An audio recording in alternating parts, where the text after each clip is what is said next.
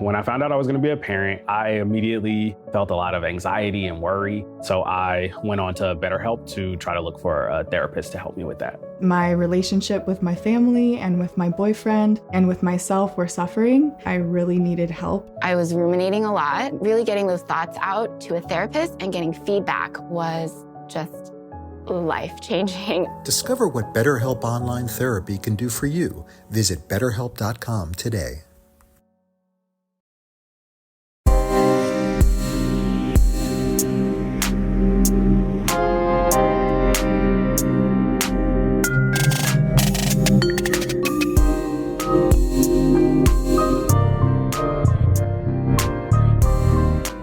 Welcome to Vanished Voices. We're your hosts. I'm Jenna. And I'm Shannon. Crownpoint, New Mexico sits deep in the heart of the Navajo Nation. It's the kind of place where you know everyone, where family is everything, where a little girl can grow up learning that the land beneath her feet has held her people for generations. Pepita Redhair grew up here. She grew up bold, a skateboarder chasing adrenaline, a cook feeding the people she loved, a daughter who called home no matter what. When she moved to Albuquerque, 140 miles away, the distance never touched the closeness. Until March 2020, when the world went quiet, and so did Pepita. 6 years later, her family is still searching, still marching, still saying her name, and today we say it too, Pepita Madalyn Redhair. Of course, probably the worst year to go missing. The worst year, and honestly, probably one of the worst months of that year. Yes, because that's when everything hit. Completely shut down, which I think really did play a big role in how her investigation started. Her birthday is Natalie's birthday. August 4th. Uh-huh. I love that. To understand what was lost on March 27th, 2020, I want you to know who Pepita was, and she was a lot.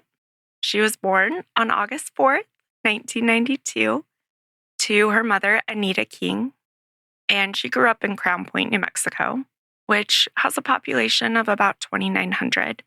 So it's a fairly small community, but it's tight-knit. It sits deep within the Navajo Nation in McKinley County. Crownpoint is the kind of place where community is everything, where the land has a name and a history, where people know each other's families going back generations. It's also the kind of place where a kid with big dreams and a restless spirit might start to feel the pull of something beyond the horizon. And Pepita felt that pull early. From the time she was young, she was drawn to things that moved fast and lived loud. She was an avid skateboarder, and not just casually, but with the kind of dedication that speaks to her character. She loved the adrenaline, the freedom of it. Skateboarding on a reservation isn't always easy. It takes determination. It almost kind of also takes not caring what anyone thinks. And Pepita had both in abundance. Feeling that Leo energy. That's right. She wasn't all sharp edges and speed. At home, she was the heart of the family. See, more Leo. She loved to cook, really cook for people the way you do when feeding someone is an act of love. Her older sister, Shelda, called her the light of the family, and by every account, that wasn't just a nice thing to say. She was genuinely, deeply joyful. She loved talking to strangers. She loved making people laugh. She was curious about the world and the people in it. She was also artistic. Drawing was another outlet for her, another way of making sense of things.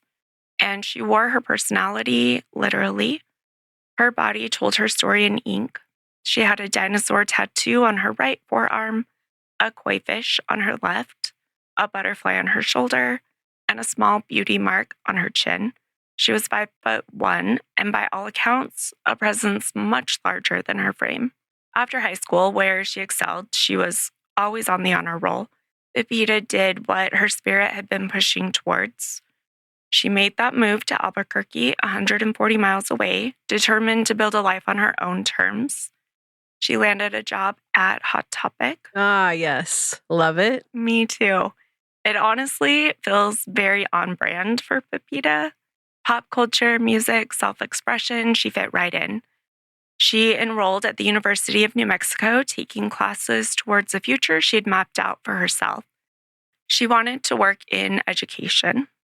Through all of it, the new city, the new job, the college courses, the growing independence, she never let go of home. Anita, her mother, has said that Pepita called her every single day. Every day. Mom, what are you doing? What are you up to? Do you need anything? And that was Pepita, 140 miles away, still checking in like she was just down the street. She split her time between Albuquerque and Crownpoint regularly, making the 2-hour drive to come home, to cook, to laugh, to be with family. She was fiercely independent and deeply rooted at the same time. And those two things don't always coexist so naturally, but in Pepita they did.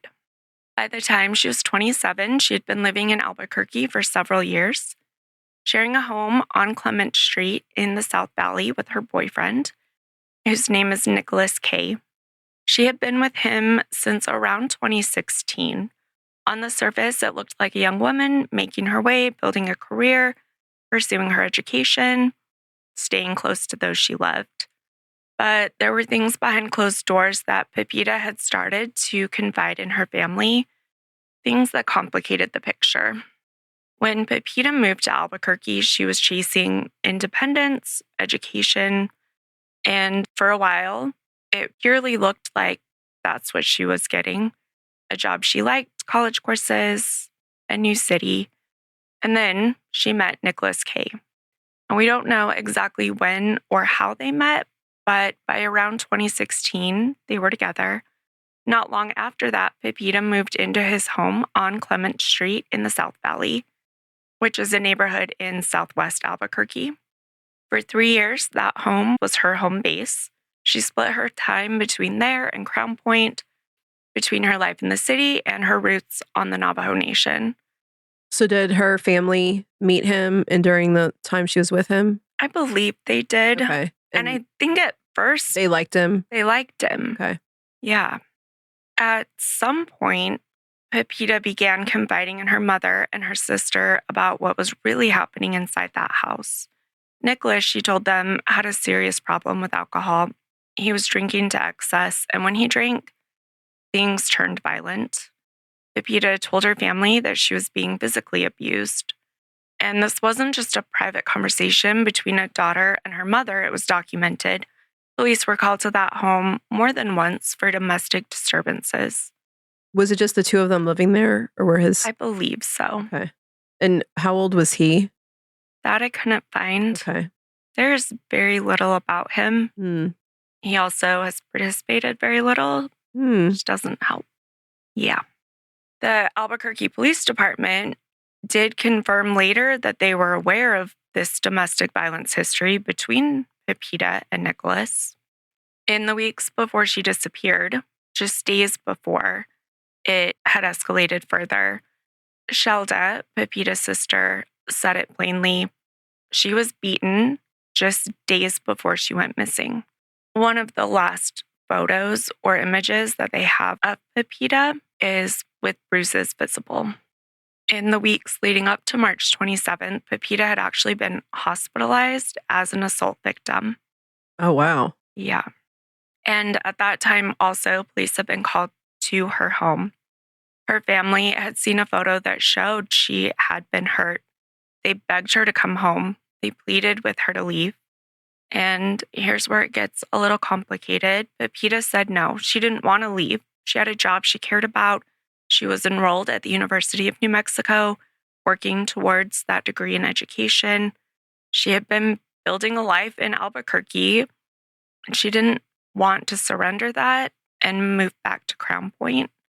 It sounds like she felt like that would be going backwards. Her family understood that. They didn't necessarily agree with her decision, but they understood it. They kept supporting her. They kept the lines of communication open, and they kept hoping that things would get better. And I feel like this is one of the most painful and misunderstood dynamics in domestic violence situations. The idea that staying means weakness or that leaving is simple. It isn't. We know leaving an abusive relationship is statistically the most dangerous time for a victim. And Pepita had her reasons for staying. Those reasons were her own. And her family respected her enough not to abandon her for making those choices. What they couldn't have known, what none of them could know, is that the weekend of March 24th, 2020 would be the last time they would see her. On March 24th, Anita and Shelda made the 2-hour drive with Pepita from Crownpoint to Albuquerque. They dropped her off at Nicholas's house on Clement Street. They hugged her goodbye. The COVID-19 pandemic had just begun closing the world down. New Mexico's governor had issued a stay-at-home order, and they wanted to spend as much time together as possible before the restrictions tightened further. They watched her walk to the door. They drove home. 3 days later, Anita's calls started going unanswered. And the only account of what happened next, the only version of the story anyone has ever offered, came from Nicholas, a man who, according to multiple sources, did not fully cooperate with investigators. A man who waited nearly a month after Pepita's mother reported her missing before filing his own missing persons report. His story, the one that we'll get into in a second, raises questions that 6 years later have still never fully been answered. So let's go through the timeline. On March 24th, Anita and Shelda drove Pepita back to Albuquerque. Before they made the trip, the 3 of them stopped for lunch at McDonald's in Crownpoint. After lunch, they made the 2-hour drive. Anita dropped Pepita off at the house on Clement Street, the 1000 block of Clement Street Southwest, which, like we mentioned, is in the South Valley. She watched her daughter walk to the door, and she drove home. On March 25th, Anita didn't hear from Pepita, which is unusual. Pepita called her mother every single day. That was their rhythm. 1 day of silence was enough to put a knot in Anita's stomach. On March 26th, still nothing. Anita tries to reach her, no answer. On March 27th, Anita tries again, texts, calls, nothing.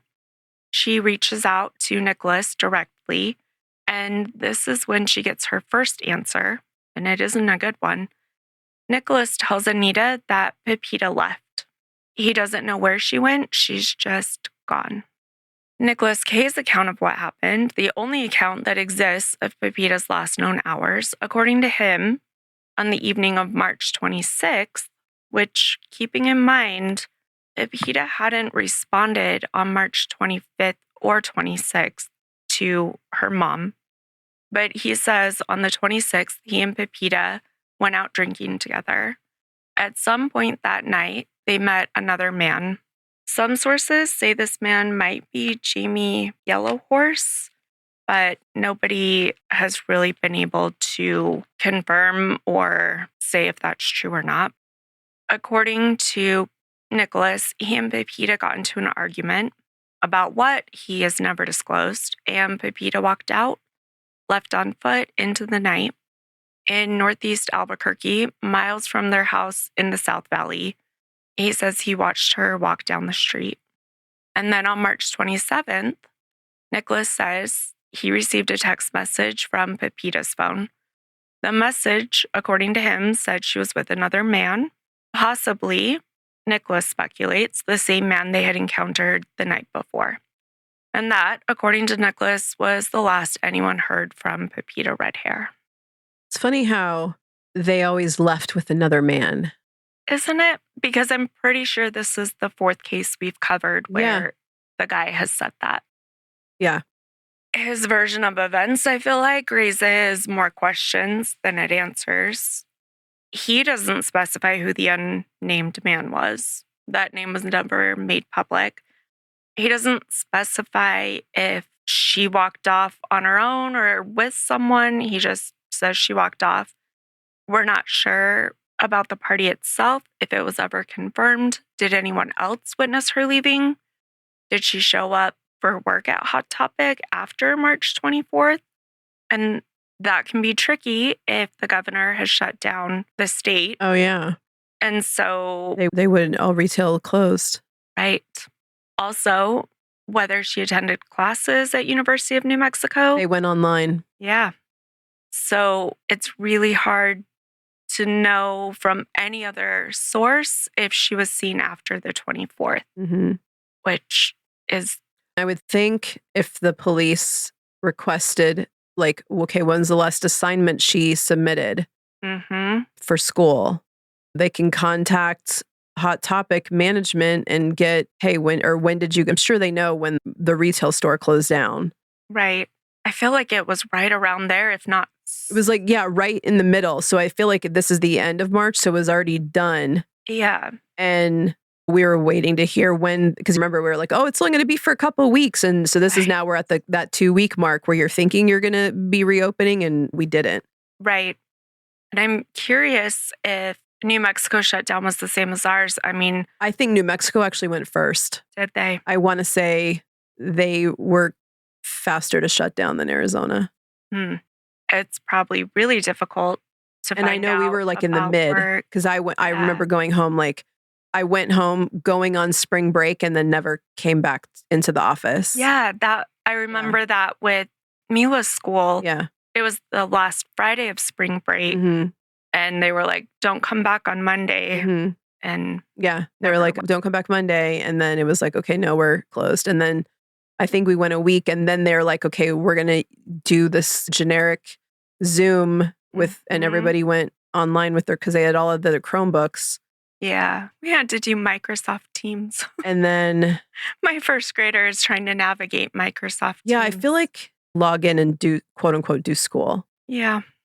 So that time, that 2020 makes it so much more complicated without her showing up for work or for classes. Yeah, because who knows how quickly, I don't remember how fast the universities got online. Yeah, I don't either. And that would have been right around their spring break too, because I feel like at least here, the spring break tends to match the high school one. So this could be right around then. Yeah. Well, this is later, so I'm thinking it's still after. Yeah. But again, we don't know. Right. And then there's the matter of the text. The text from Pepita's phone saying she was with another man, not a phone call, not a voice on the other end. And no one ever saw that text, right? That's just his verb, they never got a warrant for his phone. Not that I can find. Okay. Or he never was interviewed and shared his phone with the police to prove that that's the text he got. His first interview was on April 19th, 2020. So several weeks later, it was an 11-minute phone call. They didn't even have him come in? Nope. They said because of COVID, they didn't go to him. The call, you can hear parts of it on some of the news coverage that's been done like last October.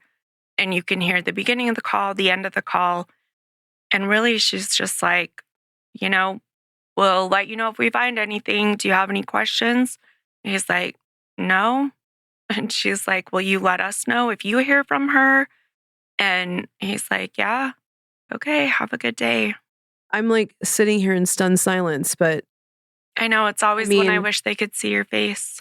I mean, I get what was going on in the world then, and I'm sure they were getting probably a lot of missing people.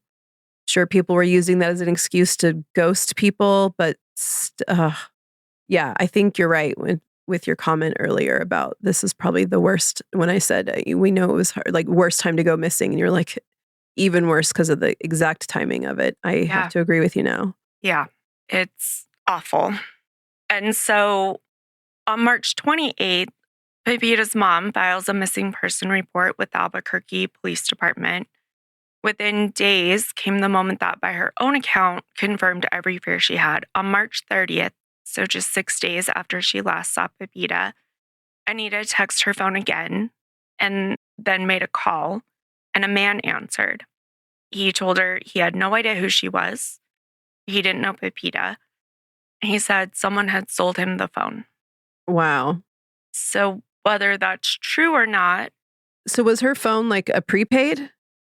I'm not sure. I'm not sure if someone just wiped it and sold it. Well, because you like called Verizon to disconnect the number. I mean, it doesn't sound like it. I'm curious if the number's how that still the same. Happened. Right. Oh, yeah. So then, okay, that is weird.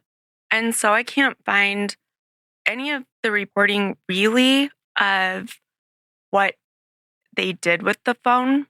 Even after Nicholas reported her missing, I can't find if they ever tried to ping it, because if it did have the same number, if it wasn't sold correctly, it still could have pinged. Yeah. We still could have gotten phone records, but there's no public reporting of any of that. After Anita talked to this person that said he had bought this phone, she knew in her gut that something terrible had happened to her daughter. Now, like we've mentioned a couple times, right when Anita's trying to sound the alarm, the world's shutting down. The Albuquerque Police Department told Anita that they could not conduct in-person interviews with potential witnesses. The pandemic, they said, prevented it. And I'm not sure, I was trying to remember when we made the shift to wearing masks and staying 6 feet apart. I'm not sure why they couldn't have done that. Yeah. I thought for sure by April. Yeah, because I feel like at that point, I remember when we wore gloves because we didn't know if it transmitted via, because I would go into the grocery store with a mask on, wearing like surgical gloves, or not but food handlers' gloves to like touch stuff because we didn't know at that point. But I feel like within a month, because I remember not having to wear gloves very long. I think I only wore them a couple of times. Like those first times, I remember if Brandon would come home from the grocery store, like change as soon as he got home too. Yeah. But that wasn't for a really long time. Like no more than a couple of weeks. Right. So yeah, at that point, then they knew it wasn't via touching. So it wasn't surfaces. It was airborne. So yeah, just the masks. The masks and the distance. Law enforcement also told Anita, which we hear all the time, they told her Pepita was an adult. Adults are free to travel. Adults are free to go missing. Anita said hearing that, she was pretty upset, which might be the understatement of the decade. She called the Navajo Nation police. They told her it was out of their jurisdiction. Pepita had gone missing in Albuquerque. So she called Albuquerque back. They told her to go back to Crownpoint. She felt like she was... Go back as in go back home or go back to their police department? It sounds like go back to their police department. Oh, she went missing in Albuquerque. So why would she go to... That doesn't even make sense. It's almost like... Talk about passing the buck. Yeah, that jurisdictional loophole where, oh, but she was Native. Yeah. So have them do it. Yeah. Which is wild because Anita knows she dropped her in Albuquerque. Right. Never heard from her again. Right. She didn't watched her walk into the house. Exactly. We know that Anita filed that report on March 28th. Nicholas didn't file his own missing persons report until April 19th, 2020, which is nearly a month after Pepita vanished. And throughout it all, he maintained his innocence. I wonder who convinced him to do that. Me too. I wonder actually more so if he was told by people, you'll look more guilty if you never report this. Right. As opposed to him choosing to. Right. But the fact that it took so long, it's like you called to report it in the first place. You could have done that. Well, yeah. And I know he's trying to stick to his story of, oh, she walked away with another man. Right. But have you been able to contact her or you just don't care? What happened to all of her stuff? Where's her purse? Why is her phone sold? And why wasn't that person interviewed so they could maybe say, oh yeah, here, this does look like the person who sold it to me. Oh, and it looks like a picture of Nicholas. Like, okay. Right. But that would mean... That's called investigating. Yeah. And that you took it seriously instead of saying she can just leave if she wants. There is one more detail. It's unconfirmed. In May of 2020, there was a possible sighting. I don't know if I put much stock in it. Someone reported seeing a woman matching Pepita's description, panhandling near 2nd Street and the freeway in Albuquerque. But it was never confirmed. No one followed up on it publicly. So that just raised more questions than it answered. I personally don't think she would just go radio silent No, from her family no. and just leave. She You had don't speak to your mother as an adult on a daily basis and then go cold turkey. with no warning, no reason. Right. Because what is she, like 27 now? Yeah. Yeah. Like, come on. And it doesn't make sense. So really, all we know for certain is this. Pepita walked into a house on Clement Street on March 24th. Her phone was sold to a stranger sometime soon after, for sure by 6 days later. Right. And no one, not law enforcement, not the man she lived with, not the city of Albuquerque, treated her disappearance with the urgency it demanded. Her family did, though. When law enforcement won't look for your daughter, you look yourself. And that's exactly what Anita and Shelda did. What they faced in doing so is one of the most enraging chapters of this story. In the days and weeks after Pepita vanished, while the APD insisted they couldn't conduct in-person interviews because of the pandemic, and while the Navajo Nation police insisted jurisdiction kept them from acting, Anita and Shelda drove to Albuquerque. They printed missing person flyers out of their own pockets and papered the neighborhood where Pepita had lived. They talked to anyone who would listen. So did any of those neighbors give any information? No, and they knew who she was. Yeah. And they hadn't seen her. Yeah. They showed her picture to strangers. Also, Pepita rode the city bus everywhere. People in the area knew her face. No one that they talked to from the bus routes or bus stops had seen her either. Shelda contacted local news stations and asked them to broadcast Pepita's missing poster. Every single one of them refused. Shelda next did something that speaks to how desperate this family had become. She drove to the cul-de-sac where Nicholas' house sat, and it was behind a concrete block fence. She stood at the gate and she shouted her sister's name. She begged Nicholas to come outside and talk to her, to explain, to say something, and nobody came out. The dogs were barking. That was it. I kind of like that energy. I do too. It's like, if you're not going to talk to him, I'll go stand out here and be loud. And, I mean, yeah, let's raise the neighborhood up. Let's wake some folks up. right? And also, if the world is shut down right now, you're in there. You know I'm here. Nicholas was barely questioned. According to the family, the APD told them they could not activate a warrant because of pandemic restrictions. They could not search the house, and they could not compel a thorough interview. So this man, who was the last person to see Pepita alive, who had a documented history of physically abusing her, who had only given investigators a very brief account of that final night, was largely left alone. Shelda was told by investigators over and over and over, because of COVID, we can't interview. Because of COVID, we can't go into his house. Because of COVID, we're not able to do a search warrant. Okay, but get a warrant. I don't know. It seems like such a lame excuse. Right? And I don't remember, I know courts slowed down. Right. But I don't remember hearing that crime wasn't being investigated. That's what I was going to say. It's not like it was the purge all of a sudden. Yeah. No, I'm like, I know that the court system did slow down and things got pushed back and court dates were moved, but I don't remember ever hearing that police were not able to do their job. To not interview it's someone. So what were they doing? Right. And again, yeah, we were locked down, but it was still, hospital staff was still going in. They were, critical.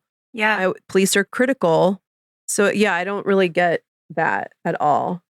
And we have covered stories that happened in 2020. Yeah. And didn't have the same. Never read that as their reasoning. Mm-hmm. It's like it's convenient. Clearly. I wonder, Albuquerque's it's small, but it's not small. So I could see. I think they have a population of 500,000. Well, and the fact that he was known to them, the house had been, they had been to that location multiple times for domestic violence. Yes. Again, this doesn't make any sense. I get if it would be a fresh, these people are not known to us, but they were. They were. So I would think that would also give you a little bit more, because I'm thinking, okay, you have to get a warrant. It means you have to get a judge to sign off on it. It means you have to have probable cause.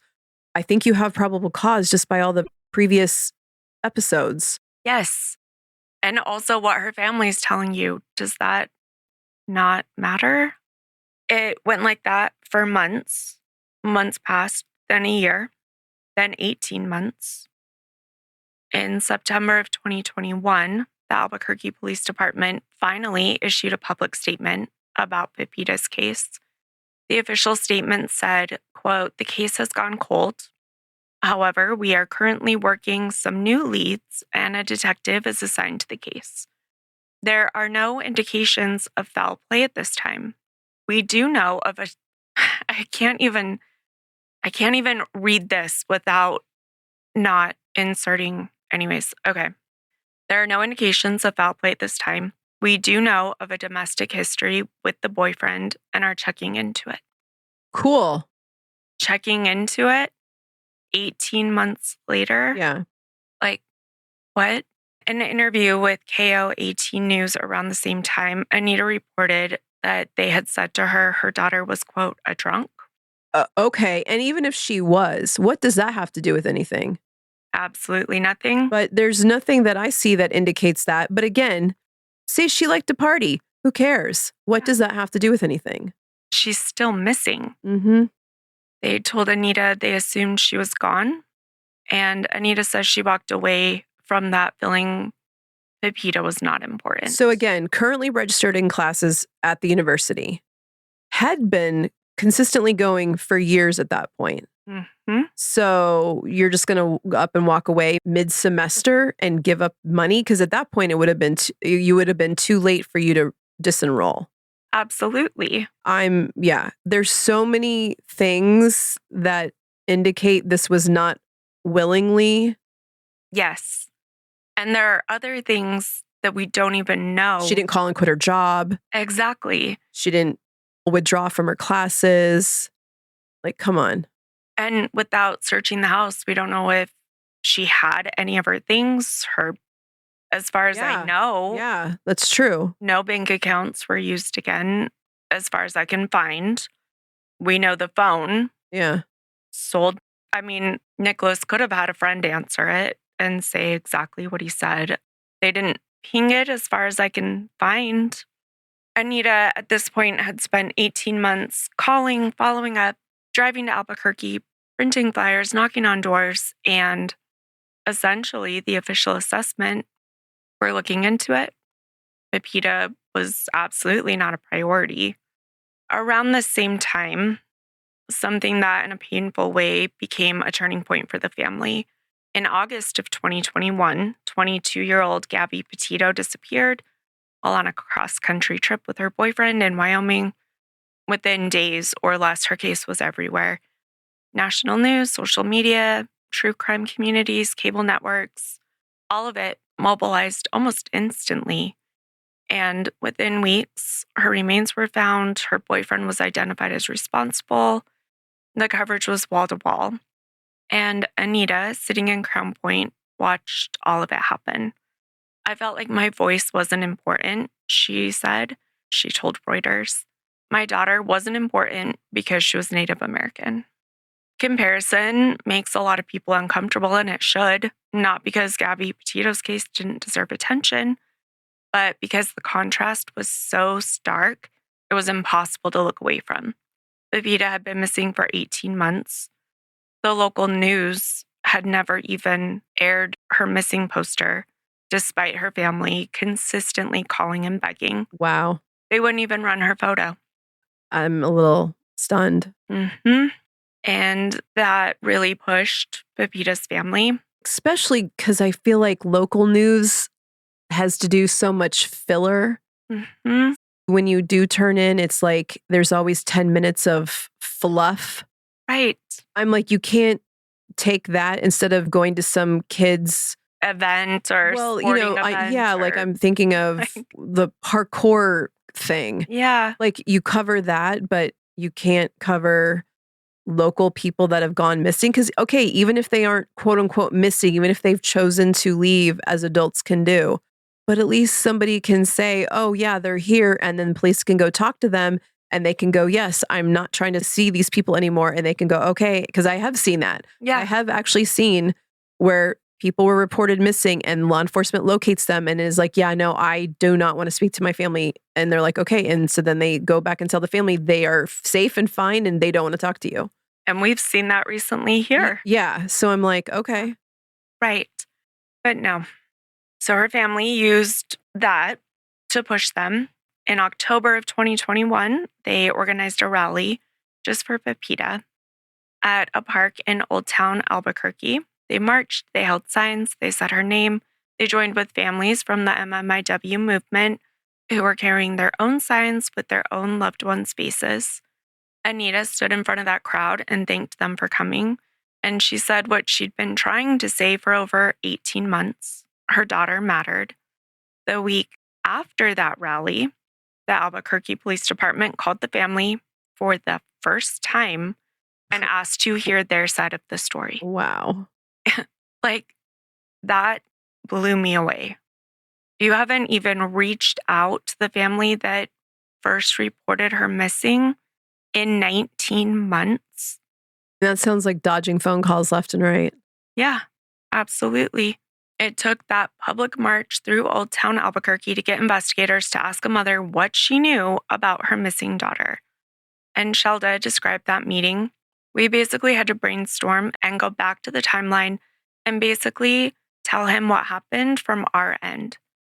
The district attorney's office also took notice. Bernalillo County DA Raul Torres announced his new cold case division would investigate Pepita's disappearance. It felt, finally, like movement.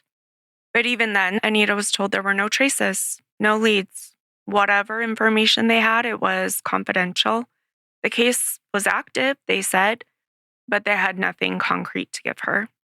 The family kept going. They held another rally in June of 2022, and then again in April of 2023, marching from T-Wesh Park all the way to the district attorney's office, the courthouse, and Albuquerque City Hall.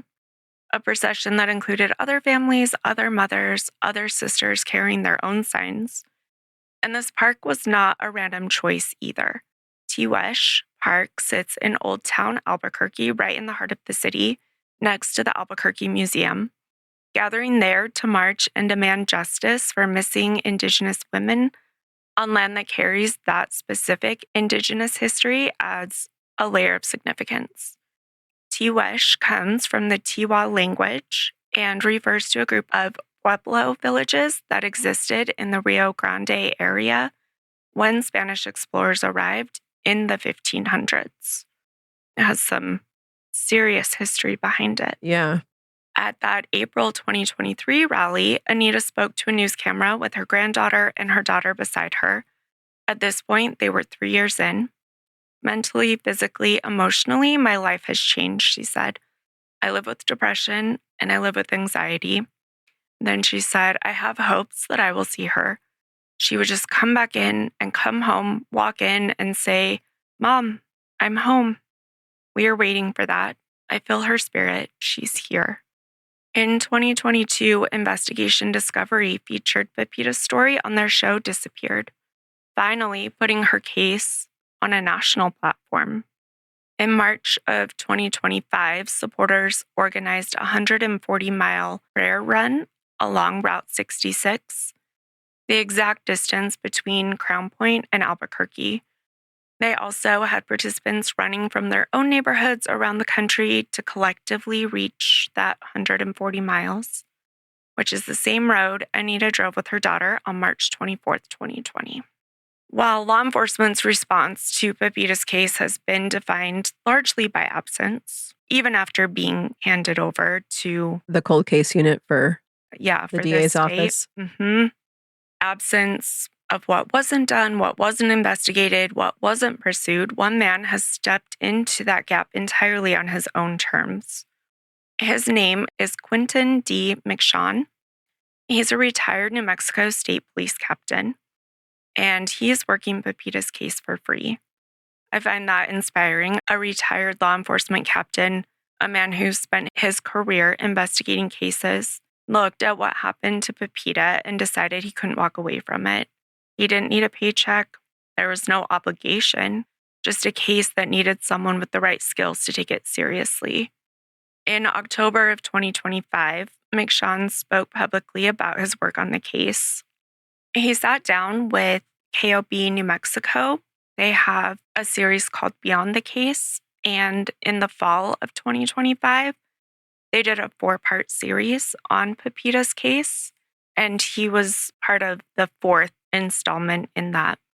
He spoke about his work on the case. What he said was measured, professional, and damning all at once. He does not believe Pepita walked away. He is not using words like probably or possibly. He said it plainly. All communication stopped, everything. The daily calls to her mother, the texts, all social media, all contact just went silent. In his experience, that pattern does not point to a woman who chose to disappear. It points to foul play. Yeah. Like, I feel like it should be. In fact, it's funny. I actually was reading, I forget which site it was on, but a mother came in and said, hey, please keep an eye out. My daughter is homeless, clearly by choice. And she says, and she normally still checks in with me at least once a week. And I now haven't heard from her for 3 weeks, so I'm getting nervous. Posted up pictures, described what she looked like, and said she normally lives in this encampment over in this part of Phoenix. Hmm. So please, if anyone's in the area, keep a lookout for her and just let her know to please call mom. Yeah. And so I'm like, okay, yeah. So there again is another example of, and the girl is 22. Hmm. I mean, Is so this recent?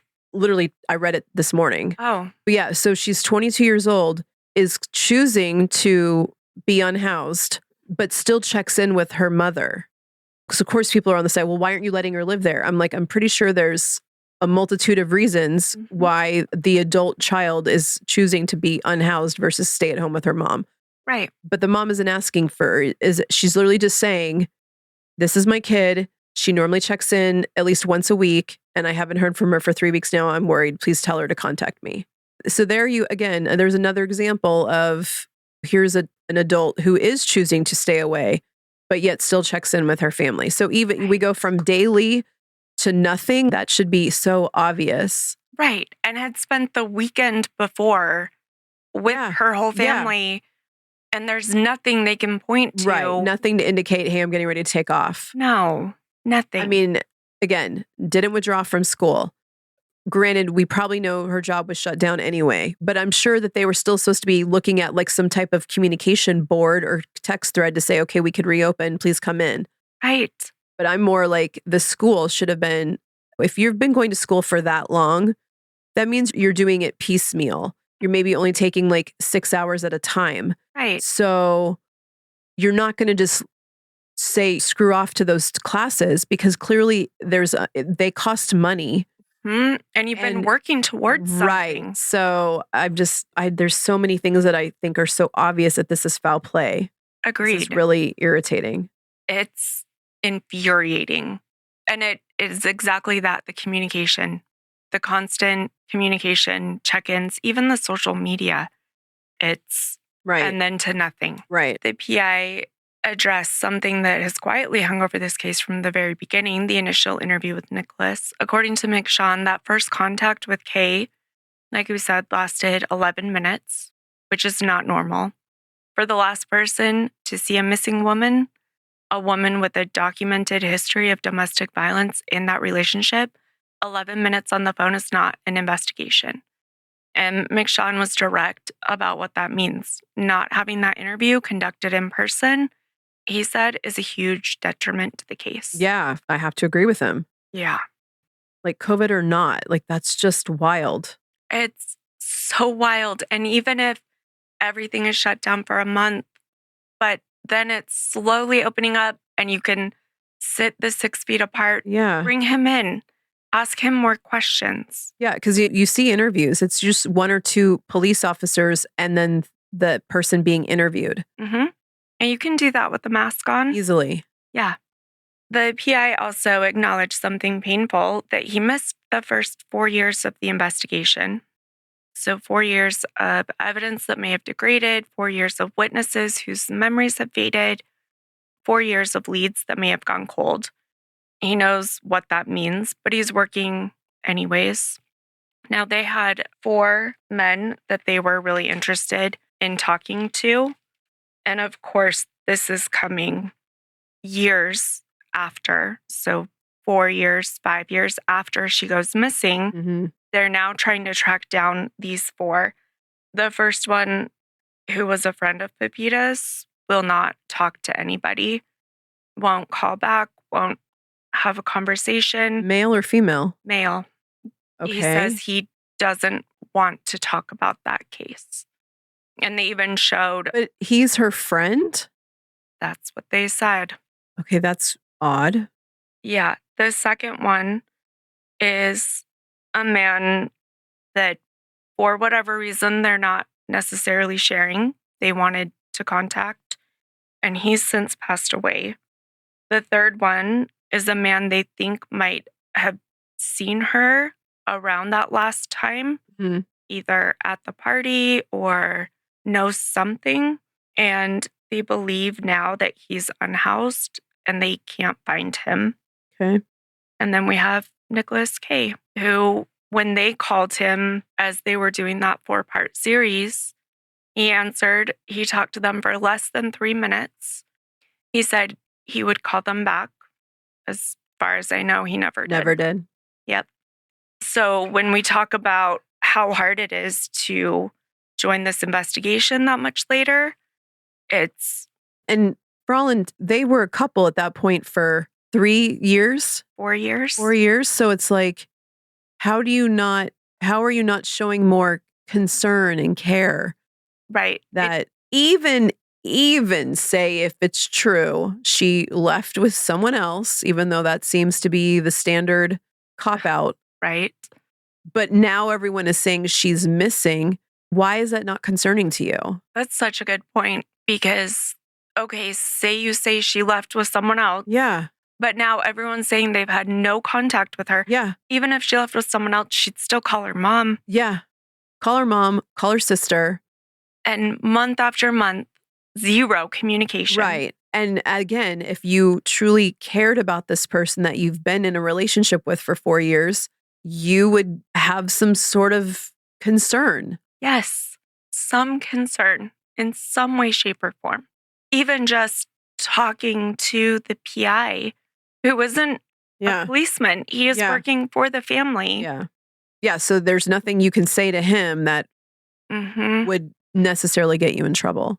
Right. The PI did say that this case has taken him to Arizona. It's a really rural part of Arizona.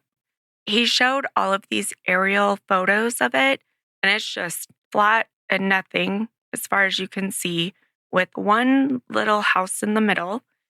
And Nick has family that live there. Oh, because I'm like, I know right over the border is still Navajo Nation. So now is Nick native? That I couldn't find either. Okay. And it sounds like some of her friends in the area were. Yeah. Oh, I'm sure Albuquerque has a very large Native population. Right. So not a huge stretch to, I'm sure on some levels she probably knew people already in Albuquerque. Yeah. And then plus, again, she'd been there for quite a few years at that point. So you have your friends from work, your friends from school. Right. You've made friends along the way. Right. And because clearly you met your boyfriend somewhere. So where you probably met him at the same place you met some girlfriends. And even going to school. Right. Even if it's a few classes, you're still meeting people that are. You meet people, you go to the student union, you meet people in there more. I mean, study for all we know, she lived in a dorm her first year. You definitely meet people in the dorm. You have projects you're working on, all sorts of things. So it is interesting there aren't more people that they're trying to track down, or or that even have come forward with information. I think it was since the time. Well, right? that, and then I just can't get over the fact that there's been known multiple domestic violence calls to this location involving the two of them. And that wasn't, again, enough for you to maybe go, and go a little bit further. Yeah. And it almost feels like they're using that as like, well, she wanted to leave that situation. So she wanted to leave. Except they know. They should know. They know statistically that you just don't walk away. And again, even if she had disappeared into a shelter, she would still be calling her mother. Yeah. She would still be calling her sister. So I don't buy that. Again, okay, yeah, sure, she finally got away from a DV situation, but the contact with the family wouldn't have stopped. Mhm. Because again, most likely she could have gone into a shelter in Albuquerque and continued going to school, continued going to work, whatever. But at the same time, I'm sure he had some level of hold over her and knew where to find her. So is he just going to show up to one of those places and Right. demand she come back? And I do wonder how she was thinking, like how much longer she could hold out to finish what she'd started so that she eventually could escape him. Yeah. I mean, but I also know you just never think it's going to go completely as far as it does. Like, okay, I can handle this. I can handle this. It'll be different next time. Mhm. Or he'll slow down, or Right. I can handle a few smacks. I can get through that. To get to my end goals Right. that I've been working on for. I know. I would be curious to However know many how many years. more credits she needed to graduate. And her mom did say in one interview that she had done a community college close to where they lived for a semester or two Okay, before so got some moving. credits. And she said she had a 4.0 average, and Yeah. that helped her get into yeah. University of New Mexico. Oh, yeah. Yeah.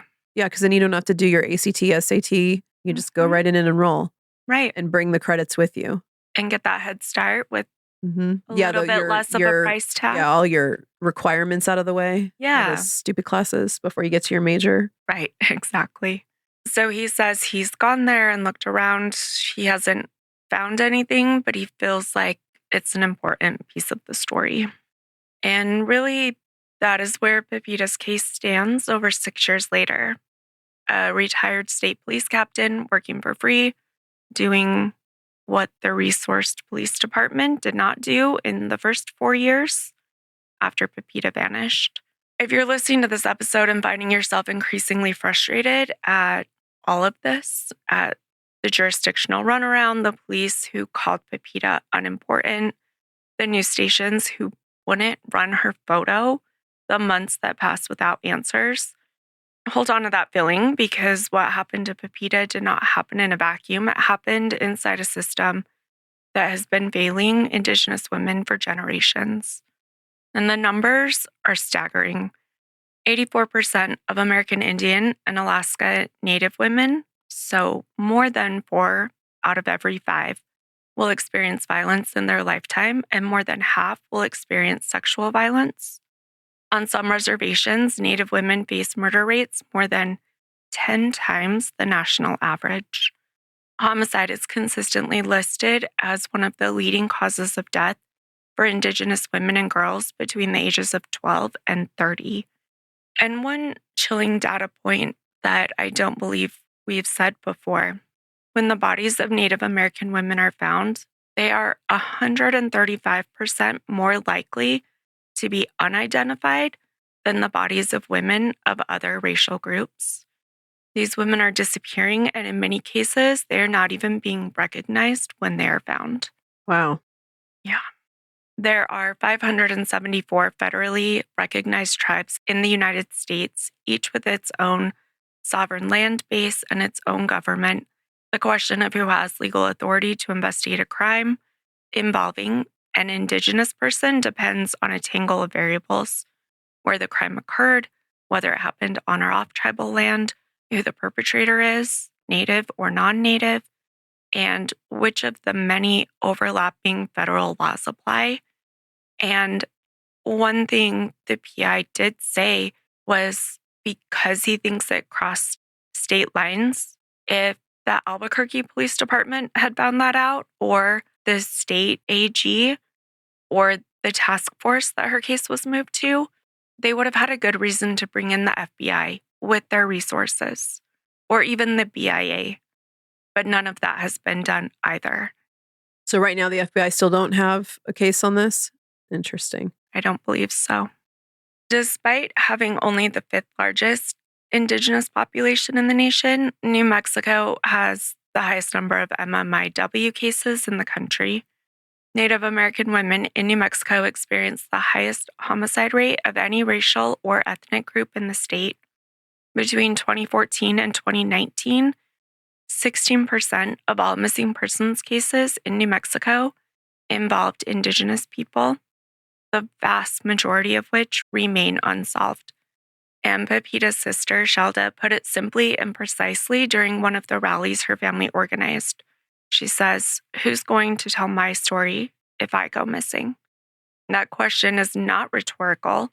It is the lived reality of thousands of Indigenous families across this country. We started this episode in Crownpoint, New Mexico, in a small town on the Navajo Nation, where a little girl grew up chasing adrenaline on a skateboard, cooking for the people she loved, and dreaming of a world bigger than the one she could see from where she stood.